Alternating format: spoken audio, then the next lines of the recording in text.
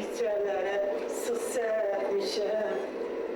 Yer gelende kazılmasın.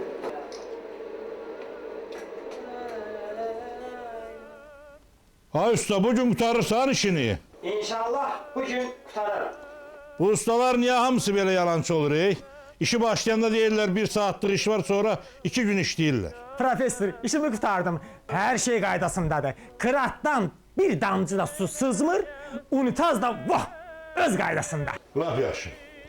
Benim borcum ne kadar ediyor? Borcunuz eləyir profesör. Vallahi utanıram da deməyə belə. 300 manat. Ne kadar? 300 manat. Bak sen ne danışırsan? Ben 2 âli təhsil almışam. Moskvada partuşkola bitirmişəm. Bu da kitabların arasında itib batıram. Senin kimlerin balalarına el mörgedirəm. Maaşa qulluq edən adamam. Hiç ben ayda 300 manat almıram. Sen gelip 2 gün burada alıp benden 300 manat istiyorsan. Bir insaflı olsun da. Profesör, niyə əsəbləşirsiniz ki? Bak ne diyeyim ben? Əsəbləşməyin. Mən də santexnik olmamışdan qabaq professor idim. Ayda da cəmi cümlətanı 300 manat maaş alırdım. Ha. Hə.